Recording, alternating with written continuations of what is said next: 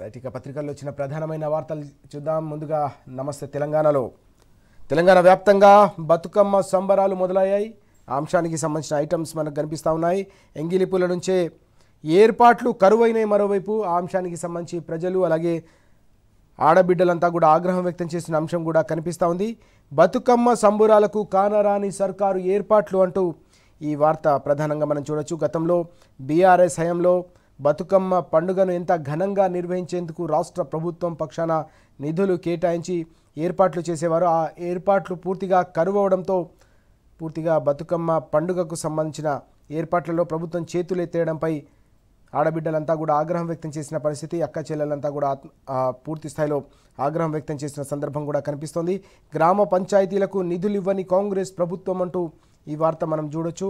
12 కోట్లు ఇస్తున్నామని ప్రకటించినా కూడా కానరాని ఏర్పాట్లు, చేతులెత్తేసిన గ్రామ కార్యదర్శులు, మున్సిపల్ అధికారులు అంటూ ఈ వార్త కనిపిస్తోంది. ఎక్కడికక్కడ గ్రామాల్లో కావచ్చు, మండల స్థాయిలో కావచ్చు, ఎక్కడ ఎలాంటి నిధులు కేటాయించకపోవడం, నిధులు రాకపోవడంతో తాము అప్పు చేసి ఇప్పటికీ అప్పుల పాలయ్యాం, ఇంకా అప్పు చేసి ఈ ఏర్పాట్లు చేయలేమని చెప్పి గ్రామ కార్యదర్శులు అలాగే మున్సిపల్ పరిధిలో అధికారులు చేతులెత్తేసిన నేపథ్యంలో సౌకర్యాల లేమితో నిన్న పండుగ ఏర్పాట్లు లేక అవస్థలు పడిన సందర్భం అనేక చోట్ల కూడా కనిపించింది. వెలగని వీధి దీపాలు, పలుచోట్ల అంధకారంలో ఆట అంటూ ఈ కీలకమైన అంశాన్ని కూడా చూడొచ్చు. సాధారణంగా బతుకమ్మ పండుగ ప్రారంభం కాగానే వీధి దీపాలతో శోభాయమానంగా గతంలో తెలంగాణలోని అనేక ప్రాంతాలు వెలుగులు విరజిమ్మేవి. కానీ ఇప్పుడు కనీసం వీధి దీపాలు, స్ట్రీట్ లైట్స్ కూడా వెలగకపోవడంతో అనేక చోట్ల అంధకారంలోనే, చీకట్లలోనే బతుకమ్మ ఆడాల్సిన పరిస్థితి నెలకొందనే అంశం కూడా మనకి ఇక్కడ కనిపిస్తూ ఉంది. కందికట్కూరులో చీకట్లోనే బతుకమ్మలను ఆడి నిమజ్జనం చేశారు మహిళలు. ప్రభుత్వంపై వారంతా కూడా మండిపడిన సందర్భం కూడా కనిపించింది. హనుమకొండలో జరిగిన బతుకమ్మ సంబరాల్లో కూడా రభస జరిగింది. వేదికపై మంత్రుల తడబాటు, మహిళల మండిపాటు అంటూ ఈ అంశం కూడా మనం చూడొచ్చు. బతుకమ్మ వేడుకల్లో మార్మోగిన భట్టి విక్రమార్క పాట, నిర్వాహకులపై అసహనం వ్యక్తం చేసిన డిప్యూటీ సీఎం అంటూ ఈ అంశం కూడా కనిపిస్తోంది. సర్కారు నిర్వహణ వైఫల్యంపై ఆడబిడ్డల ఆగ్రహం అంటూ ఈ కథనం మనం చూడొచ్చు. బతుకమ్మ వేడుకల్లో సాధారణంగా బతుకమ్మ పాటలు పాడాలి, కానీ పూర్తిగా ప్రభుత్వానికి సంబంధించి అలాగే మంత్రులకు సంబంధించిన పాటలు వేయడంపై కూడా అక్కడ అసహనం వ్యక్తమైన సందర్భం కనిపిస్తుంది. అంశానికి సంబంధించి మనం సమగ్రమైన కథనాన్ని నమస్తేలో చూస్తున్నాం. నమస్తే తెలంగాణలో అలాగే ఏర్పాట్లు మా వల్ల కాదంటూ నిన్న గ్రామ కార్యదర్శులు కాంగ్రెస్ ఎమ్మెల్యేకు వినతి పత్రం సమర్పించి మరీ విన్నవించిన సందర్భాన్ని కూడా మనం చూస్తున్నాం. సర్కారు పైసలు ఇయ్యంది బతుకమ్మ ఏర్పాట్లు ఎట్లా చేస్తామని చెప్పేసి నిన్న ఈ పరిణామం చోటు చేసుకుంది. ఇప్పటికే మాకు అప్పులైనాయి, ఈసారి అయితే ఇక కష్టం, మేము ఈ పనులు చేయలేమని చెప్పేసి వారంతా కూడా నిస్సహాయతను వ్యక్తం చేసిన ఐటమ్ కూడా మనకి ఇక్కడ కనిపిస్తూ ఉంది. ఇక కాళేశ్వరంపై అబద్ధాలకు తెర అంటూ మరో కీలకమైన వార్తను మనం చూడొచ్చు. కాంగ్రెస్ సర్కార్ తమ్మిడిహట్టి ప్రతిపాదనలతో ఒక్కో వాస్తవం అంతా కూడా బయటికి వస్తూ ఉంది. తమ్మిడిహట్టి ప్రతిపాదనను మరోసారి తెరపైకి తీసుకురావడం వెనుక ఉద్దేశం ఏంటి, పన్నాగం ఏంటో కూడా వాస్తవాలు మనం చూస్తూ ఉన్నాం. 152 మీటర్ల ఎత్తు బరాజ్కు గతంలో ఒప్పందం ఉందన్నారే ఉత్తమ్. ఇప్పుడు 150 మీటర్లకు మహారాష్ట్రతో సంప్రదింపులు జరిపేందుకు కసరత్తు జరగడం అనేది గొడ్డలి పెట్టుగా మారే ప్రమాదం కనిపిస్తూ ఉంది. 160 టీఎంసీల ప్రాణహిత చేవెళ్ల నేడు 80 టీఎంసీలకే పరిమితం అంటూ ఈ అంశాన్ని కూడా మనం చూడొచ్చు. ప్రాణహిత చేవెళ్ల నుంచి పూర్తి స్థాయిలో 160 టీఎంసీలకు సంబంధించిన నీటిని ఎత్తిపోసుకునే అవకాశాన్ని కాదని కేవలం 80 టీఎంసీలకు మాత్రమే పరిమితం చేయాలన్న ఒక ఆలోచన ఏదైతే చేస్తూ ఉన్నారో ఇది పూర్తిగా తెలంగాణకు సంబంధించి ఎక్కడ కూడా దీనివల్ల ప్రయోజనం లేదనే అంశం కూడా మనం చూడొచ్చు. 152 మీటర్ల ఎత్తు బరాజ్కు గతంలో ఒప్పందం ఉందని మాట్లాడడం, ఇప్పుడు 150 మీటర్లకు సంప్రదింపులు మహారాష్ట్రతో జరపడం అనేది తెలంగాణ సమాజం కూడా గమనిస్తూ ఉంది. అక్కడ నీటి లభ్యత లేదని పరోక్షంగా ప్రభుత్వమే అంగీకరిస్తుందనే అంశం కూడా మనం చూడొచ్చు. ప్రభుత్వ పెద్దల మేడకే చుట్టుకుంటున్న 35,000 అంచనాల లీగులు, హరీష్ రావు ట్వీట్తో కుడిదిలో పడిన ఎలుకల ప్రభుత్వం పరిస్థితి అంటూ హరీష్ రావు గారు చేసిన ట్వీట్ నేపథ్యంలో ప్రభుత్వం ఎలాంటి పరిస్థితిని ఎదుర్కొంటుంది, ఎలా ఇరుక్కుపోయిందో అంశానికి సంబంధించిన కథనం మనకు ఫస్ట్ పేజ్లో కనిపిస్తూ ఉంది. మొత్తం మీద కాళేశ్వరంపై అనేక రకాల అపోహలు, అభాండాలు అలాగే అబద్ధాలతో బురద జల్లే ప్రయత్నం చేసినప్పటికీ కూడా వాస్తవం ఏందో తెలంగాణ సమాజం మరోసారి అర్థం చేసుకుంటున్న పరిస్థితి కనిపిస్తోంది. గతంలో తమ్మిడిహట్టికి సంబంధించి దాదాపు 10 ఏళ్ల పాటు అటు ఉమ్మడి రాష్ట్రంలో ఇటు మహారాష్ట్రలో కేంద్ర ప్రభుత్వంలో కాంగ్రెస్ ప్రభుత్వాలు కేంద్రంలో యూపీఏ ప్రభుత్వం, కాంగ్రెస్ నేతృత్వంలో యూపీఏ ప్రభుత్వం ఉన్న తమ్మిడిహట్టి వద్ద కనీసం తట్టెడు మట్టి కూడా ఎత్తకుండా 10 ఏళ్ల పాటు పడావు పెట్టి చివరికి అక్కడ బ్యారేజీని నిర్మించడానికి వీలు లేదని చెప్పేసి పక్క రాష్ట్రానికి సంబంధించిన ముఖ్యమంత్రి నేరుగా అడ్డంకి చెప్పిన పరిస్థితి, వ్యతిరేకించిన సందర్భం, వైల్డ్ లైఫ్ శాంచురీకి సంబంధించిన అనేక రకాల అడ్డంకులు కూడా తలెత్తిన సందర్భం. ఈ క్రమంలోనే తెలంగాణకు సంబంధించి ప్రస్తుత అవసరాలతో పాటు వచ్చే 100 ఏళ్ల సాగునీటి అవసరాలు, హైదరాబాద్ వంటి మహానగరానికి తాగునీటి వసతి, అలాగే పారిశ్రామిక రంగానికి సంబంధించిన వాటర్ రిసోర్సెస్ను కూడా దృష్టిలో పెట్టుకొని అన్ని వర్గాలకు, అన్ని రంగాలకు ఉపయోగపడేలా కాళేశ్వరం ప్రాజెక్టును కేసీఆర్ గారు రూపకల్పన చేస్తే దాన్ని నిర్మించి తెలంగాణకు ఆ ఫలితాలను కేవలం 4 ఏళ్ల కాలంలోనే అందిస్తే దాన్ని పూర్తిగా బురద జల్లి దాన్ని ఏదో రకంగా మభ్యపెట్టాలనే ప్రయత్నం ఏదైతే చేసిందో కాంగ్రెస్ కావచ్చు, బీజేపీ, ఆ ప్రయత్నాల వెనుక కావచ్చు, ఆ బురద జల్లే విషయాల వెనుక ఉన్న వాస్తవాలు ఇప్పుడు తెరపైకి వస్తున్న సందర్భం. తమ్మిడిహట్టికి సంబంధించిన ప్రతిపాదనలతో మొత్తం ప్రతి వ్యవహారం అంతా కూడా మరోసారి వెలుగు చూస్తూ ఉంది. పూర్తిగా తెలంగాణకు గోదావరిపై ఉన్న జలాలపై పూర్తి స్థాయిలో ఉన్న హక్కులను కాలరాసి కేవలం సామర్థ్యాన్ని కూడా పూర్తి స్థాయిలో తగ్గించేసి బ్యారేజీకి సంబంధించిన సాధ్యం కానీ ఒక ప్రతిపాదనను తెరపైకి తీసుకొచ్చి దాన్ని కూడా పూర్తి స్థాయిలో వివాదానికి కేంద్ర బిందువుగా మార్చే ప్రయత్నం తప్ప తెలంగాణ ప్రజలకు, తెలంగాణ రైతులకు నీళ్లు ఇవ్వాలన్న సోయి పాత్రం ప్రభుత్వానికి కనిపించట్లేదనే చర్చ కూడా ప్రజాక్షేత్రంలో అన్నదాతల్లో అడుగడుగునా కూడా కనిపిస్తూ ఉంది. ఇక మరిన్ని కీలకమైన వార్తలు కూడా చూద్దాం. ఉసురు తీస్తున్న యూరియా అంటూ వార్త మనం చూడొచ్చు. రైతుల ప్రాణాలు బలిగొంటున్న ఎరువుల కొరతకు సంబంధించిన వార్తలు 60 రోజులుగా ప్రతినిత్యం నమస్తే తెలంగాణలో ప్రజల గొంతును వినిపిస్తూ ఉంది నమస్తే తెలంగాణ. దీనికి తోడుగా టీ న్యూస్లో కూడా వరుస కథనాలు, రైతులకు సంబంధించిన గుండె కోత, వారు పడుతున్న సంఘర్షణ ప్రజాక్షేత్రంలో అడుగడుగునా కూడా కథనాలు అద్దం పడుతున్న పరిస్థితి. రైతుల ప్రాణాలు బలిగొంటున్న ఎరువుల కొరత, కొన్ని చోట్ల గొడవలు, గాయాల పాలవుతున్న రైతులు అంటూ ఈ వార్త కనిపిస్తోంది. ఇప్పటివరకే అనేక సందర్భాల్లో రైతులు అవస్థలు పడతా ఉన్న సందర్భాన్ని మనం చూసాం. కానీ తాజాగా ఏకంగా రైతుల ప్రాణాలు బలిగొంటున్న ఎరువుల కొరత అనే పరిణామాలు ఏవైతే ఉన్నాయో రైతాంగంలో తీవ్రమైన ఆందోళన కలిగిస్తూ ఉన్నాయి. అనేక చోట్ల వారు సొమ్మసిల్లి పడిపోవడం, చివరికి ఓ మహిళ ప్రాణాలు కోల్పోయిందన్న వార్త కూడా ప్రతి ఒక్కరికి ఆవేదన కలిగిస్తుందన్న అంశాన్నిపై నిన్న బీఆర్ఎస్ వర్కింగ్ ప్రెసిడెంట్ కేటీఆర్ గారు కూడా తీవ్రమైన ఆగ్రహం వ్యక్తం చేసిన సందర్భం మనం చూస్తున్నాం. మహిళా రైతు మరణానికి కారణాలు ఎవరు అని చెప్పేసి ఆయన సూటిగా ప్రభుత్వాన్ని ప్రశ్నించారు. ఆ రైతును బలి తీసుకున్న వారిపై కేసులు పెట్టరా అంటూ కూడా ముఖ్యమంత్రిని ఆయన సూటిగా ప్రశ్నించిన సందర్భం. గతంలో ఓ సినిమాకు సంబంధించిన వ్యవహారంలో పెద్ద ఎత్తున ఆ వ్యవహారంపై కేసులు నమోదు చేసి ఆ వ్యవహారాన్ని పొడిగించారు. మరి ఒక మహిళా రైతు, గిరిజన రైతు బలైన ఈ దారుణమైన సంఘటనపై ఎందుకు స్పందించడం లేదు, ఎందుకు ఆ నిందితులపై కావచ్చు, ఆ కారణమైన వారిపై కేసులు పెట్టరా అని చెప్పేసి కూడా ఆయన సూటిగా ప్రశ్నించారు. ఆమె మరణానికి పూర్తి బాధ్యత కాంగ్రెస్ సర్కార్దే అంటూ కూడా నిలదీసిన సందర్భం మనకు కనిపిస్తూ ఉంది. ఈ సంఘటన ఎలా జరిగింది, దీనికి బాధ్యులు ఎవరో తప్పకుండా తేల్చాల్సిన అవసరం, బాధ్యత ప్రభుత్వంపై ఉందని చెప్పేసి ఆయన మండిపడ్డారు. నల్గొండ జిల్లా అడవిదేవునిపల్లి గోనియా తండాకు చెందిన మహిళను పుట్టనబెట్టుకున్న హంతకులు ఎవరో తేల్చాలని చెప్పేసి ఆయన సూటిగా ప్రభుత్వాన్ని, ముఖ్యమంత్రిని ప్రశ్నించిన సందర్భం కూడా మనకు కనిపించింది. అనేక కుటుంబాల్లో కూడా ఈ మొత్తం వ్యవహారం అంతా కూడా చిచ్చు రేపుతోంది. యూరియాకు సంబంధించిన వ్యవహారం అంతా కూడా రైతుల మధ్య కొట్లాటలకు కూడా కారణమవుతుందనే అంశం కూడా మనం చూస్తూ ఉన్నాం. రైతుల మధ్య, గ్రామాల మధ్య కూడా అనేక చోట్ల దాడులు చేసుకునే పరిస్థితి, పరస్పరం కొట్టుకునే దయనీయమైన పరిస్థితి కూడా తలెత్తడం అనేది అత్యంత బాధాకరం.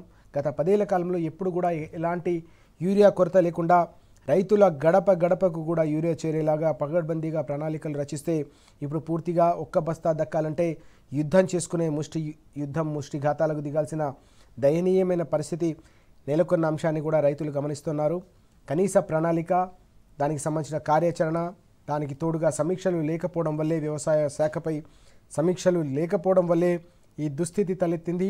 వ్యవసాయాన్ని పూర్తిగా మరోసారి దండుగగా మార్చేశారు. సమైక్య రాష్ట్రంలో ఉన్న విధ్వంసకరమైన పరిస్థితులు మరోసారి తెలంగాణ నేలకు పరిచయం చేశారు. దీనికి మూల్యం చెల్లించుకోక తప్పదని రైతాంగం అంతా కూడా మండిపడుతున్న పరిస్థితి. 70 లక్షల మంది ఉసురు తప్పకుండా అధికార పార్టీకి తగులుతుందని వారంతా కూడా దుమ్మెత్తిపోస్తున్న సందర్భం కూడా మనకు క్షేత్రస్థాయిలో కనిపిస్తూ ఉంది. ఇక మరణశయ్యపై మదర్ డైరీ అంటూ మరో కీలకమైన వార్త కూడా మనం చూస్తా ఉన్నాం. యాదగిరిగుట్టలో నిరాహార దీక్ష చేశారు పాడి రైతులు. పెద్ద ఎత్తున నిరసన వ్యక్తం చేశారు. నార్మూల్ మూసివేత దిశగా సర్కారు అడుగులు వేస్తోందన్న వార్తల నేపథ్యంలో, ఆ పరిణామాల నేపథ్యంలో వారిలో ఆగ్రహం కట్టలు తెంచుకుంటోంది. యాదగిరిగుట్టకు నెయ్యి సరఫరా నిలిపివేసే యోచన. గత జనవరిలోనే పలు ఆలయాలు, హాస్టళ్లకు కూడా నెయ్యి అలాగే పాలు బంద్. విజయ డైరీకి అప్పించేలా పావులు. ఆందోళన బాటలో రైతులు అంటూ ఈ వార్త కనిపిస్తుంది. వారి ఉద్యమం మరింత ఉధృతమవుతున్న అంశం కూడా మనం చూస్తూ ఉన్నాం. పూర్తిగా మదర్ డైరీకి మరణశయ్యపై ఉంచి మరణ శాసనం రాసే ఒక ప్రయత్నం జరుగుతుందనే అంశం మనం ఇక్కడ చూస్తున్నాం. ఇక అసలు కాంగ్రెస్ కేసరు ఒక్కో సీనియర్ నేతను ఏరేస్తున్న ముఖ్య నేత అంటూ మరో కీలకమైన వార్త, రాజకీయ అంశం మనం ఇక్కడ చూడొచ్చు. కక్కలేక మింగలేక కుమిలిపోతున్న నాయకులు, కాంగ్రెస్లో అంతర్గతంగా కుమ్ములాటలు కావచ్చు. సీనియర్ కాంగ్రెస్ నాయకులకు మంట పెట్టి వారిని పూర్తిగా ఎసరు పెట్టే ప్రయత్నం కాంగ్రెస్లో గాంధీ భవన్లో జరుగుతుందనే అంశం మనకు ఇక్కడ చదవచ్చు. ఆత్మాభిమానం గల నేతలకు ధృతరాష్ట్ర కౌగిలి, ఆత్మవంచన చేసుకున్న వారికి అత్యవసర పదవులు అంటూ ఈ వార్త కనిపిస్తూ ఉంది. అధిష్టానం వద్ద చక్రం తిప్పగలిగే వారిని కూడా పక్కకు నెట్టే ప్రయత్నం చేస్తూ ఉన్నారు. దాంట్లో కూడా ఇప్పటికే అనేక మందిని కోల్డ్ స్టోరేజ్లోకి నెట్టే ప్రయత్నాలు చేస్తున్న సందర్భం కాంగ్రెస్లో కనిపిస్తుందనే ఒక విశ్లేషణ మనకి ఇక్కడ కనిపిస్తూ ఉంది. రాజకీయాల నుంచి తప్పించేందుకే ఏకంగా పావులు కదుపుతూ ఉన్నారు. అసలు కాంగ్రెస్కు, నకిలీ కాంగ్రెస్కు మధ్య పూర్తి స్థాయిలో పోరు కొనసాగుతూ ఉంది. ఇన్నాళ్ల పాటు కాంగ్రెస్ పార్టీని పట్టుకొని పోరాటాలు చేసిన వారు కావచ్చు, ఆ పార్టీని పట్టుకొని ఉన్న నిజమైన నేతలు, కార్యకర్తలకు పూర్తిగా గండి కొట్టి ఒక్కొక్కరిని తప్పించేందుకు రకరకాల ఎత్తుగడలు, ప్రయత్నాలు జరుగుతున్నాయనే ఒక విశ్లేషణ మనకు నమస్తే తెలంగాణలో కనిపిస్తూ ఉంది. దీనికి సంబంధించి కూడా ఇప్పుడు పెద్ద ఎత్తున గాంధీ భవన్లో కూడా ఈ అంశం చర్చకు దారితీస్తున్న పరిస్థితి. అనేక దశాబ్దాల పాటు కాంగ్రెస్లో కొనసాగిన వారిని కూడా పక్కకు నెట్టేసి పూర్తిగా గాంధీ భవన్ను, కాంగ్రెస్ పార్టీని కబ్జా చేశారనే ఒక వార్త కూడా, ఒక అంశం కూడా ఇక్కడ మనకు కనిపిస్తుంది. ధృతరాష్ట్ర కౌగిల్లో పూర్తిగా ఒక్కొక్కరి వేర్లను పెకిలించే ఒక ప్రయత్నం జరుగుతుందనే అంశాన్ని మనం ఇక్కడ చూడొచ్చు. అసలు కాంగ్రెస్కు సంబంధించి ముందు నుంచి కూడా ఎన్నికల సందర్భం నుంచి మొదలుకుంటే మంత్రివర్గ విస్తరణకు సంబంధించిన అంశం కావచ్చు, దానికి తోడుగా కార్పొరేషన్ పదవులకు సంబంధించిన వ్యవహారం, పార్టీ పదవులకు సంబంధించిన వ్యవహారం, చివరికి ప్రభుత్వానికి సంబంధించిన పనులు, అలాగే కాంట్రాక్టులకు సంబంధించిన అంశంలో కూడా పూర్తిగా ఈ ద్వంద్వ వైఖరి కావచ్చు, దీనికి సంబంధించి అసలు కాంగ్రెస్కు ఎసరు పెట్టి పూర్తిగా వారిని పక్కదారి పట్టించే ప్రయత్నాలు జరుగుతున్నాయనే అంశం మనకి ఇక్కడ ప్రధానంగా కనిపిస్తూ ఉంది. మరిన్ని కీలకమైన అంశాలు చూద్దాం. ఆల్మెట్టి ఎత్తు పెంచితే మరో పోరాటం ఖాయమని చెప్పేసి బీఆర్ఎస్ మరోసారి స్పష్టం చేసింది. అంశానికి సంబంధించిన కీలకమైన కథనం కనిపిస్తూ ఉంది. కృష్ణా బోర్డ్ ట్రిబ్యునల్ ఆదేశాలు లేకుండా ఎలా కడతారు, ఎలా ఎత్తు పెంచుతారని చెప్పేసి నిన్న బీఆర్ఎస్ పక్షాన మహబూబ్నగర్లో పార్టీకి సంబంధించిన ముఖ్య నేతలంతా కూడా ప్రభుత్వాన్ని సూటిగా నిలదీశారు. పక్క రాష్ట్రానికి సంబంధించిన ప్రభుత్వాన్ని నిలదీయడంతో పాటుగా రాష్ట్రంలో కూడా కాంగ్రెస్ సర్కారు, కాంగ్రెస్కు సంబంధించిన ప్రభుత్వం ఉంటే ఎందుకు మరి అడ్డుకోలేకపోతున్నారు? కర్ణాటకకు సంబంధించిన ఎత్తుగడలను, కర్ణాటకకు సంబంధించిన పన్నాగాలను, తెలంగాణ రైతులు, అన్నిటికంటే ముఖ్యంగా దక్షిణ తెలంగాణను ఎడారిగా మార్చే ఈ కుట్రను మీరు ఎందుకు నిలువరించలేకపోతున్నారని చెప్పేసి నిన్న నేతలంతా కూడా సూటిగా ప్రశ్నించిన అంశం కూడా మనకి ఇక్కడ కనిపిస్తూ ఉంది. కృష్ణా బోర్డు అలాగే ట్రైబ్యునల్కు సంబంధించిన ఆదేశాలు లేకుండా ముందడుగు వేయడం అనేది అత్యంత దారుణమైన విషయమని నిన్న వారు నిలదీసిన సందర్భం కనిపించింది. అందరం కూడా కలిసికట్టుగా పోరాడాల్సిన అవసరం ఉందని చెప్పేసి నిన్న మాజీ మంత్రులు శ్రీనివాస్ గౌడ్ గారు అలాగే లక్ష్మారెడ్డి గారు కూడా పిలుపునిచ్చారు. ఇది దక్షిణ తెలంగాణకు సంబంధించి ఒక మరణ శాసనం రాసే ఒక కుట్ర జరుగుతోంది. 3 జిల్లాలకు ప్రధానంగా దీనివల్ల పెను ప్రమాదం పొంచి ఉంది. కృష్ణా బేసిన్లో భవిష్యత్తులో నీటి హక్కులను కోల్పోయే పెను ప్రమాదం పొంచి ఉంది. పూర్తిగా 100 టీఎంసీలకు పైగా నీటిని చెరబెట్టేందుకు, దానికి తోడుగా అదనంగా కూడా ఎత్తు పెంచి తెలంగాణ గొంతు కోసేందుకు, రైతులకు నీటి వాటాలు దక్కకుండా, నీటి హక్కులు దక్కకుండా చేసే ఒక దుర్మార్గం పక్క రాష్ట్రంలో జరుగుతుంది. కాబట్టి దాన్ని సమిష్టిగా పోరాడాల్సిన అవసరం ఉంది. దానికి అన్ని వర్గాలు కూడా కలిసి రావాల్సిన అవసరం ఉందని చెప్పేసి నిన్న బీఆర్ఎస్ నేతలు పిలుపునిచ్చారు. బీఆర్ఎస్ పార్టీ తప్పకుండా ఈ జొల్లె దోపిడీకి వ్యతిరేకంగా మరో పోరాటానికి, జలసాధన ఉద్యమాలకు శ్రీకారం చుట్టేందుకు సిద్ధంగా ఉన్నామని నిన్న మరోసారి కుండ బద్దలు కొట్టిన పరిస్థితి.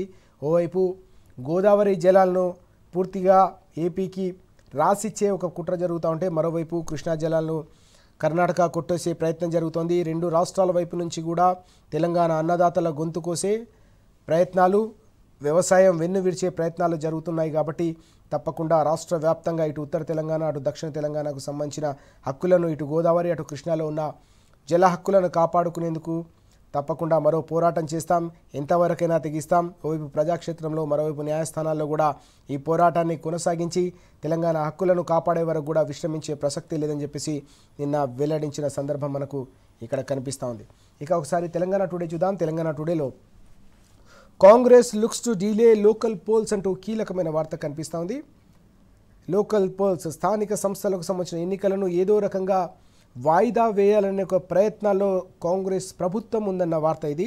Fearing farmers backlash over urea crisis, అంటే యూరియా కొరతతో తెలంగాణ వ్యాప్తంగా నెలకొన్న తీవ్ర ప్రతికూలమైన పరిస్థితులు, ప్రభుత్వంపై వెల్లువెత్తుతున్న వ్యతిరేకత నేపథ్యంలోనే ఏదో రకంగా ఎన్నికలను వాయిదా వేసి ఈ గండం నుంచి తాత్కాలికంగా గట్టెక్కాలి, ఈ గండాన్ని మరికొంతకాలం పాటు వాయిదా వేయాలనే ఒక ప్రయత్నాన్ని ప్రభుత్వం చేస్తోందనే అంశం మనం ఇక్కడ చూడొచ్చు.